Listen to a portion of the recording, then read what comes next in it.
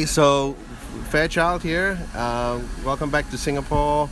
Welcome back to Music Matters. So what are you looking forward the most to when you're here? What are you looking forward to the most? Who wants to take this? Go on, Tommy. No, definitely not. Yeah, we just ate at a hawker centre, so I think that's probably the most exciting thing we've done today. But performing, we played last night. We're always excited to play, so we had a bunch of fun last night, and we'll probably have too much fun again tonight. But that's what we come here for. So that's it. So can you just tell us when besides tonight, where else will you be playing? We're playing at Substation tonight, and then on Wednesday, you going to come in? Nice. Have they changed their venue there? Like, are they? 2 years? I don't think so. No? Still the same. Still the same? Yeah. And the Hard Rock. Okay. On Wednesday for the closing party. Yeah. So if we're still alive on Wednesday, that should be fun. We keep going at the rate we're going. There'll be a couple of bodies not many soldiers left. Yeah. Okay. Yeah. Okay. Thanks. So, I want some kind of personal input on this next question. What do you think you all learned personally, right, individually, during the 2 years in the UK? What do you think you learned from it? I think the level of performing that you have to be when you're in an area that's so heavily populated with good musicians. Yeah. You really have to, stand up and get to that next level. And I think it took us a little bit of time to kind of get the ball rolling with moving a label from one side of the world to the other, and then finding houses and getting everyone set up. And then we had the opportunity, and we were very lucky. We had some really good friends in Manchester and England that helped us out and gave us some shows. And then from there, we just kind of like did as much as we could to kind of keep that ball rolling. So if you think about like not being able to get a show when you move somewhere to selling out your own shows by the time you leave, I think that's very rewarding in regards to the band and the group and the collective. So. Okay.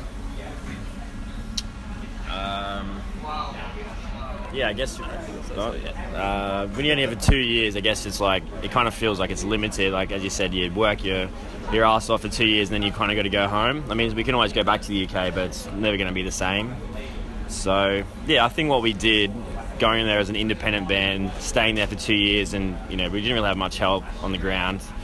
The way we left it, I think, was a pretty good achievement in itself. It's probably not the level that we would hope that we would release our album on, but our last show was supporting the Human League in an arena, and then we sold out London and Manchester headline shows. So from where we started, the first 6 months, no one would even book us anywhere. I think we played in this little cafe in the suburb we lived in through Semi's sister, just because we couldn't get a gig anywhere. So it was hard to start, and then just realised the quality of bands in Manchester.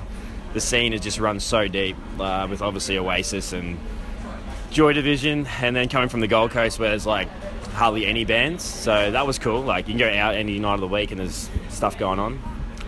But yeah, it's just a challenge and something that we can always look back on 2 years what we achieved. But it wasn't easy. But what about you, Paddy boy?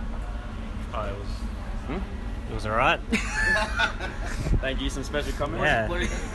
The question was, what did you learn? Personally. Oh, what I learned personally? It's hard. Life is hard when you're trying to do music.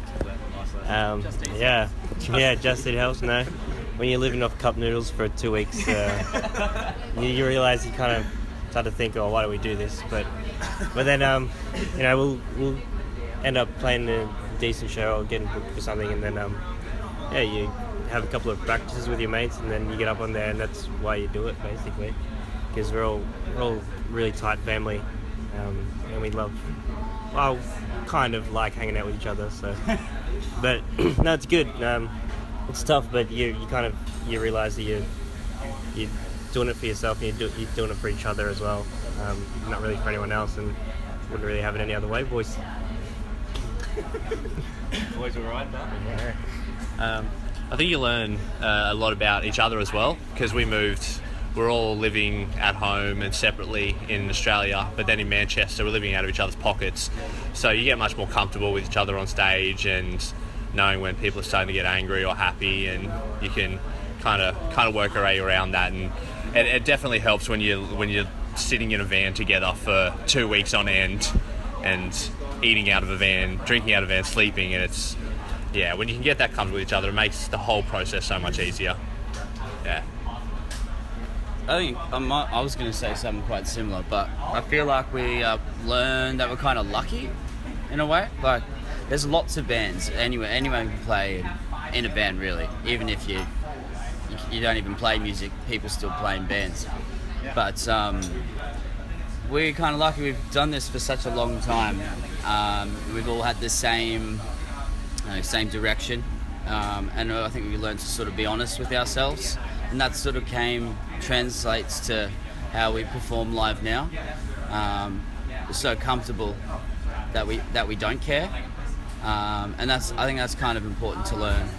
The moment you kind of stop caring is when it becomes sort of invigorating for you to sort of perform and even talk and interact with other bands. Like some of the British bands can be, personality-wise, can be quite tough.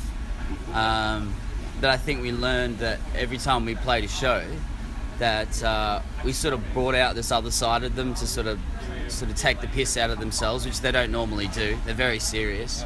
So I think that's wherever we went, we kind of had people laughing, and I think that was one thing that I picked up straight away. That we we're just being honest with ourselves on and off the stage, which is kind of cool. Shouldn't have gone last. Yeah, everything's pretty much been covered, but I think the two most important things I learned was you got to work for it, and we worked really hard. Some of us harder than others. And what you two guys said about if we as a band and a group of friends weren't as strong as we were, we would not have lasted. And I think we see that.